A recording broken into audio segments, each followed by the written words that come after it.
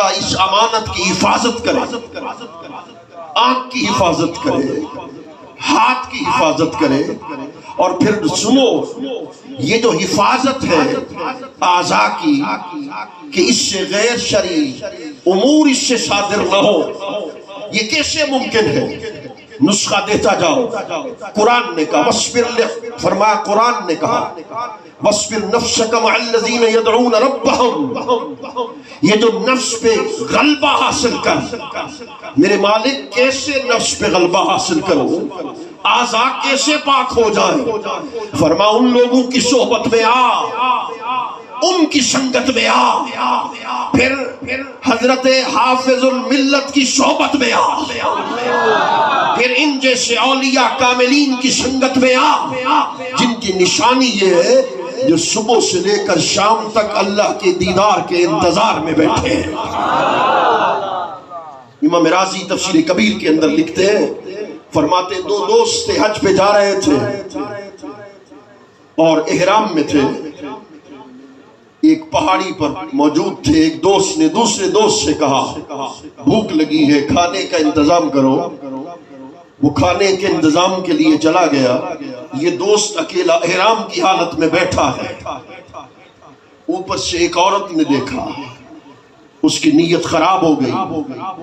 وہ نیچے پہنچی، اس حاجی کو جو حالت احرام میں تھا اس کو دعوت گناہ دی.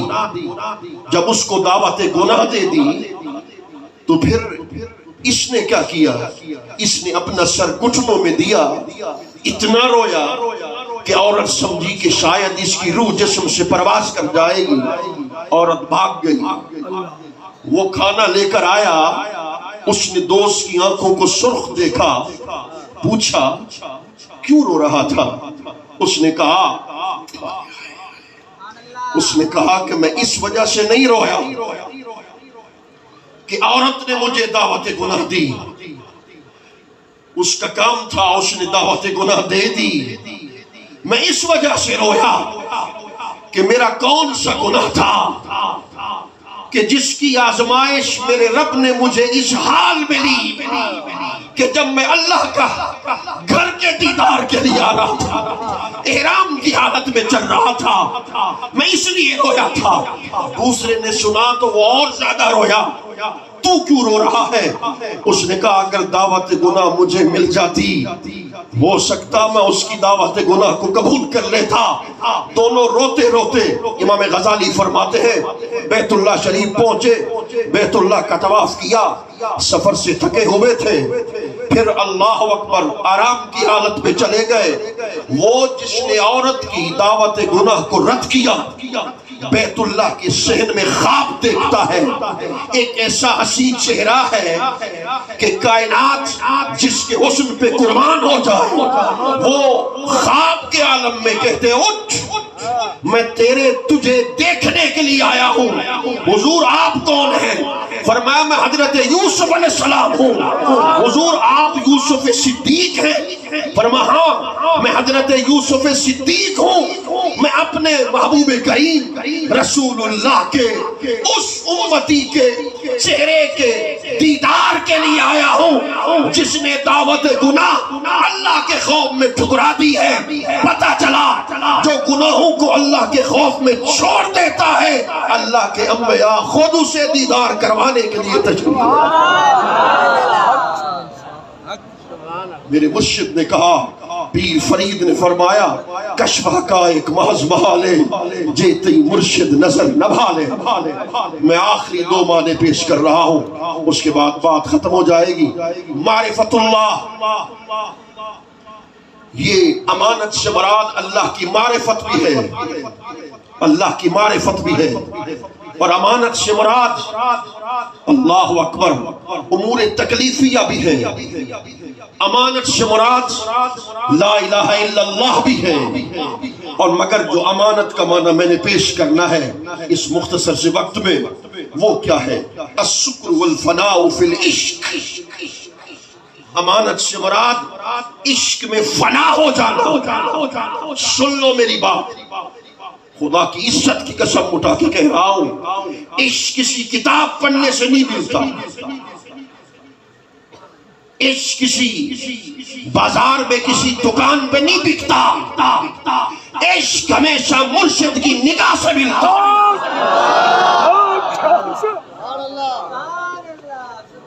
اور مرشد کی نگاہ کس پر ہوتی ہے؟ جس کے سینے میں ادب ہوتا ہے۔ حضرت شمس العارفین تاجدار سیال شریف، آپ بہت بڑے عالم شیخ الاسلام والمسلمین ہیں، ان کے مرشد ہیں حضرت پیر پٹھان سید العرفاء حضرت شاہ سلیمان توسوی قدس سر العزیز۔ حضرت شمس العارفین سیال شریف سے اپنے آستانے کے باہر نکلے اور جوتی کو اتارا۔ جب جوتی کو اتارا مریدین نے پوچھا حضور جوتی کیوں اتار دی؟ فرمایا آج میرا دل چاہتا ہے میں سیال شریف سے توسا شریف اپنے مرشد کے دیدار کے لیے ننگے پاؤں جاؤں۔ جوتی اتار دی، ننگے پاؤں چلے، قدموں سے خون بہنے لگا، مگر مرشد کا تصور آنکھوں میں تھا۔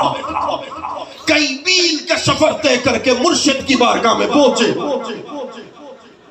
حضرت پیر پٹھان رحمت اللہ تعالی علیہ آپ مرید کے انتظار میں ٹہل رہے تھے۔ جب حضرت شمس العارفین آستانہ عالیہ توسا شریف پہنچے تو پھر یہ بات دل کے کانوں سے سننا۔ جب پہنچے تو کہا بابو پاؤں میں زخم کیوں ہو گئے؟ حضور وہ سیال شریف سے ننگے پاؤں ادھر آئے تھے، ننگے پاؤں کیوں آیا تھا؟ اب میں ہاتھ جوڑ رہا ہوں، دل کے کان سے سننا۔ مرشد نے مرید سے پوچھا جوتی کیوں اتاری تھی، ننگے پاؤں کیوں آیا تھا؟ کہا حضور صرف اس لیے آیا ہوں میرا مرشد مجھ پہ راضی ہو جائے، میرا پیا مجھ سے راضی ہو جائے۔ اچھا اگر اس مقام پر پہنچا ہے مرشد نے اپنا جوتا اتارا، فرما تو اس قابل ہو گیا ہے کہ میں تمہیں حکم دیتا ہوں میرا جوتا پہن، میری نال پہن۔ حضرت شمس العارفین کی دھار نکل گئی، حضور آپ کا حکم سر آنکھوں پر، مگر مجھے اجازت دے۔ فرمایا اجازت ہے، آؤ میں دل پہ ہاتھ رکھ کر بات کر رہا ہوں مگر نہ میں ضبط نہیں کر سکتا۔ حضرت شمس العارفین نے جب دیکھا کہ مرشد نے اپنی نال مجھے دے دی ہے تو کہا حضور نال پاک کو اٹھایا، مرشد کی نال کو اٹھایا، اٹھا کر سر پر رکھا، کہا اور جوتے پاؤں میں پہنے جاتے ہیں مگر مرشد کا جوتا سر پہ رکھا جاتا ہے۔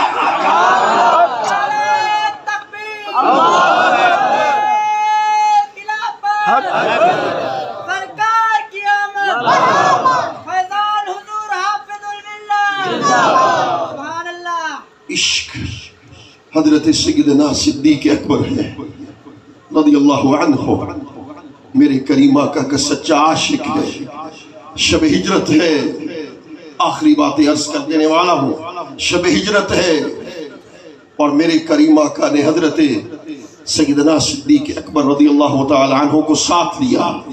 امام رازی نے تفسیر کبیر میں ثانی اسنین اذ ہما فی الغار اس کے ماتحت لکھا کہ میرے کریم آقا سواری پر سوار ہے، حضرت سیدنا صدیق اکبر کبھی دائیں کبھی بائیں کبھی پیچھے کبھی آگے۔ میرے کریم آقا نے ایک دفعہ رک کر پوچھا میرے صدیق اکبر ایسا کیوں کر رہا ہے؟ عرض کی میرے آقا پیچھے دشمن حملہ کرنے والے ہیں، تلواریں بے نام ہیں، آپ کو شہید کرنا چاہتے ہیں۔ میں دل میں نیت یہ رکھتا ہوں اللہ نہ کرے یہ واللہ یعصمک من الناس کا یہ جو آیت مدنی آیت ہے یہ مدینہ المنورہ میں نازل ہوئی، اس وقت مکہ میں یہ آیت نازل نہ ہوئی تھی۔ کہا حضور اگر دشمن آپ پہ حملہ کرتے، حضرت سیدنا صدیق اکبر رضی اللہ عنہ نے عرض کی میرے آقا تو پھر میں چاہوں گا کہ سب سے پہلے میں اپنا سینہ ان کے سامنے پیش کر دوں، غار پر کھڑے ہیں، میرے آقا مجھے اندر جانے کی اجازت دے۔ غار کو صاف کیا ہے، غار کے جتنے سوراخ تھے حضرت سیدنا صدیق اکبر نے کیا کیا ہے، اپنا قمیض اتارا ہے، اس کے ٹکڑے ٹکڑے کیے ہیں، ایک ایک سوراخ کو اپنے قمیض کے ٹکڑوں سے بند کیا ہے، ایک سوراخ باقی بچ گیا، اس پر ایڑی رکھی ہے۔ عرش کی میرے آقا اندر تشریف لے آئیے۔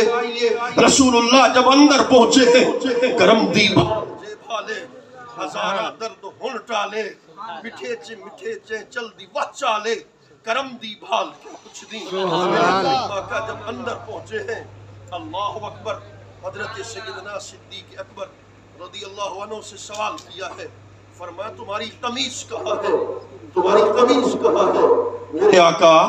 میرے آقا یہ سوراخوں کو بند کرنا تھا، اس لیے قمیض اتارا ہے، اس کے ٹکڑے ٹکڑے کر کے ایک سوراخ کو بند کیا ہے۔ سنو، میرے کریم آقا نے ارشاد فرما، ہاتھ کھڑے کر دیے، میرے مولا قیامت کے دن جنت میں جس درجے پر میں ہوں اسی درجے پہ میرا صدیق میرے ساتھ ہو جائے۔ اگلی حدیث سن، اللہ اکبر، رات کا وقت تھا، میرے کریم آقا نے فرما اپنی گود کر دو، حضرت سیدنا صدیق اکبر نے گود کر دی، میرے کریم آقا نے سر مبارک رکھا۔ اب یہ بات جملوں میں بیان نہیں کر سکتا، گود حضرت صدیق اکبر کی تھی، سر میرے کریم آقا کا تھا۔ ساری رات، ایک رات، دوسری رات، تیسری رات ایسا ہوا، تینوں رات۔ اب حدیث سمجھ میں آئی ہوگی تمہیں، امیر المومنین سیدنا فاروق اعظم رضی اللہ عنہ نے فرمایا تھا، کوئی مجھ سے زندگی کی ساری نیکی لے لے، حضرت صدیق اکبر کی ایک رات کی نیکی مجھے دے دے۔ اليوم بس حدید وے، ہر وقت یاد دید وے، کھلی قلب عشق کلید وے، تھے کجڑے راز پدید وے۔ حدیث حضور کے لیے پیش کر رہا ہوں، خدا کی قسم سانپ نے کاٹا ہے، درد کی شدت محسوس ہوئی ہے، آنکھوں سے آنسو بہائے ہیں۔ اب حضرت سیدنا صدیق اکبر نے کیا کیا ہے، اس خیال سے کہ میرے آنسو حضور کے چہرے پر نہ گر جائیں، حضور کے آرام میں خلل نہ ہو، ادھر آنسو بھی بے ساختہ ہے۔ ساری رات حضرت سیدنا صدیق اکبر کبھی دائیں ہو جاتے، کبھی بائیں ہو جاتے، ایک آنسو کا قطرہ بھی حضور کے جسم پہ گرنے نہ دیا۔ تہجد کے وقت میرے کریم آقا بیدار ہوئے، فرمایا یہ آنکھیں تمہاری سرخ کیوں ہیں؟ میرے آقا سانپ نے کاٹا تھا، درد کی شدت محسوس کی تھی، بے ساختہ آنسو نکل پڑے تھے۔ میرے کریم آقا نے کیا کیا ہے، امام راضی کی تفسیر کبیر کو کل اٹھا کے پڑھ لینا، خدا کی قسم رسول اللہ نے اپنے ہاتھوں کو آگے بڑھایا ہے، واہ خلیفہ اول حضرت صدیق اکبر تیری شان، میرے کریم آقا نے اپنے دست مبارک آگے بڑھایا ہے، اور حضرت سیدنا صدیق اکبر کے پلکوں کے نیچے بہنے والے آنسو کو رسول اللہ نے اپنے ہاتھوں سے پوچھا ہے، واہ صدیق اکبر، ہر عاشق روتا ہے مگر تیرے آنسو کو سبحان اللہ۔ عشق کیسے ملتا ہے؟ ہاں، عاشق کی ایک بات عرض کر کے رخصت چاہتا ہوں۔ حضرت صہیب رومی مدینہ جانا چاہتا ہے، وہ بات بھی مختصر کر رہا ہوں تاکہ 5 منٹ میں بات اپنی ختم کر دوں۔ حضرت صہیب رومی ہے، میرے کریم آقا ہجرت کر کے چلے گئے مدینہ المنورہ، وہ پیچھے اکیلے رہ گئے۔ اللہ اکبر، تاجروں کا بادشاہ ہے، رات آرام نہ ہوتی نہ دن کو آرام ہوتا، لوگ پوچھتے کیا ماجرا ہے، کیوں ایسا ہو گیا؟ کہنے لگے بس تانگ مدینے کی ہے۔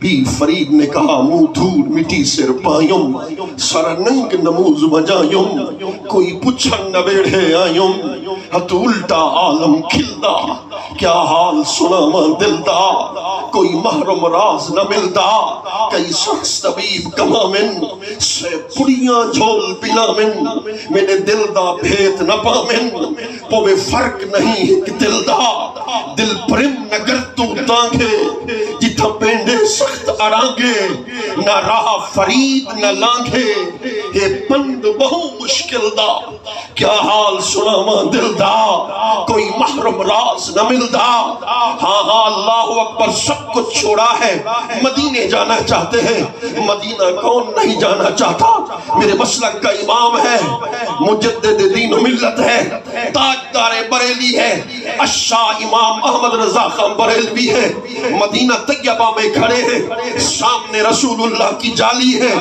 رو رو کے عرض کرتا ہے 125 علوم پہ حاوی ہے مگر ہاتھ جوڑ کے کہتا ہے پکارے خیش حیرانم اغثنی یا رسول اللہ پریشانم پریشانم اغثنی یا رسول اللہ شہاب کس نوازی کن طبیبہ چارہ سازی کن مریض درد عشیانم اغثنی یا رسول اللہ اعلی حضرت کہنے لگے میرے آقا رخ سے پردہ ہٹاؤ نا ایک بار اپنے چہرے کا دیدار کرواؤ نا میرے آقا آج آپ کے غلام یہی بیٹھے ہیں مرشد کریم بھی یہی بیٹھے ہیں ہم آپ کی بارگاہ میں استغاثہ کرتے ہیں جیسے اعلیٰ حضرت نے کیا وہ سور لال زار پھرتے ہیں تیرے دن نئے بہار پھرتے ہیں تیری کیا پوچھے کوئی بات رضا تجھ سے کتے ہزار پھرتے ہیں تجھ سے شیدا ہزار پھرتے ہیں ہاں ہاں اللہ اکبر یہی بات تو شیخ جامی بھی کہنے لگے نسیمہ جانب بتا گزر کن سے احوالم محمد را خبر کن جو صبح من گزر آری من مسکین زناداری جو صبح من گزر آری من مسکین زناداری فدائے نقش نالینت میرے آقا جب آپ میرے گھر میں آئیں گے آپ کے قدموں کا ایک ایک نقشہ بنتا جائے گا جامی نے کہا میرے آقا ایک ایک قدم کے نقش پر جامی اپنی جان قربان کرتا چلا جائے گا فدائے نقش نالینت کنم جا یا رسول اللہ پھر یہی کہنے لگے سید العرفاء امام الاتقیاء سید العشاق حضرت لال شہباز قلندر قدس سر العزیز اے تاج کچ کلاہاں اے شاہدی پناہاں اے تاج کچ کلاہاں اے شاہدی پناہاں برحال زہر عثمان چشم کرم خدارا یہی میرا پیر فرید کہنے لگا کیڑا وقت ملندا ہو سی ڈھول اسانے ویڑے اس میں ان کے در کے غلاموں کا بھی غلام ہوں رب کعبہ کی قسم میں جب بھرچولی شریف جاتا ہوں نا میں ان کے در کے نوکر کی حیثیت سے جاتا ہوں ان کے در کے غلام کی حیثیت سے جاتا ہوں ہاں ہاں اللہ اکبر زندگی کے 30 سال ہو گئے اپنے آقا کریم کے در کی نوکری کرتے کرتے ایک بھی تقریر مک مکا کے نہیں کی صرف اس لیے کرتے ہیں کیڑا وقت ملندا ہو سی ڈھول اسانے ویڑے اس رنج ہجرتے سخت ستائیوں اکھیاں رو میں دل کرلاوے دلڑی جھک دی تن تڑ پاوے رات نہاں آرام نہ آوے ڈک دو ہاتھ دے باہر اٹھائیوں ملسم یار فرید کناہی دودھ دکھاواں کٹ کٹاں بس بات کو اسی بات پہ ختم کیے دیتا ہوں مرشد کی ادب پر آخری بات عرض کیے دیتا ہوں حضور سلطان العاشقین حضرت خواجہ غلام فرید قدس سر العزیز آپ کے صاحبزادے ہیں حضور نازک کریم یہ بات بڑے دل سے سننا ہے آخری بات ہے حضور نازک کریم آپ کے شہزادے ہیں سلطان العاشقین حضرت خواجہ غلام فرید رحمت اللہ تعالیٰ علیہ ان کے مرید نے کسی اور کو قتل کر دیا مرید قاتل بن گیا جس کو قتل کیا وہ بھی مرید تھا مقتول بھی مرید اور قاتل بھی مرید قاتل کے باپ نے مرشد سے کہا وہ تو قتل ہو گیا اس کے بدلے میرا بیٹا بھی قتل ہو جائے گا میری سفارش تو کر دیں شیخ لجپال ہوتے ہیں چلے گئے کہا بھئی اس کی سفارش نہیں ہے قصاص بھی حق ہے دیت بھی حق ہے قصاص لے لو یا دیت لے لو تمہاری مرضی ہے قرآن نے دونوں فرمائے اس نے کہا حضور مجھے 5 منٹ دے دیں میں فیصلہ کر دیتا ہوں. 5 بچے تھے، ایک تو قتل ہو گیا نا، 4 بچے باقی تھے. مرشد نصف شب کے بعد آئے تھے، بچوں کو اٹھایا، غسل کروایا، وضو کروایا اور مرشد کے حضور قطار میں کھڑا کر دیا. اب جو بات وہ یوں کر رہا تھا مرشد کا ادب سکھا رہا تھا، حقیقت میں یہ بات نہیں کر رہے تھے کہ میرا بیٹا قتل ہو جائے، دوسرا بھی، تیسرا بھی، چوتھا بھی. مرشد کا ادب سکھا رہے تھے.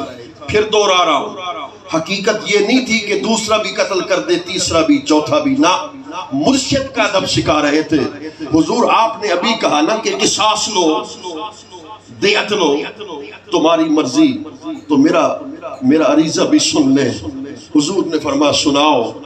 کہا آپ نے پہلی بار میرے گھر میں قدم رکھا، میرے مرشد نے پہلی بار میرے گھر میں قدم رکھا ہے. اس قاتل سے کہہ دیں، اس قاتل سے کہہ دیں ہر سال میرا ایک بیٹا قتل کرتا جائے، اس کے بدلے میں میرا مرشد میرے گھر آتا جائے. حضور آپ قصاص کی بات کرتے ہیں، دیت کی بات کرتے ہیں. میرے حضور میرا فیصلہ یہ ہے، میرا ایک بچہ تو کیا، میرے کئی بچے مرشد کے ایک قدم کے نقشے پہ قربان ہو جائیں.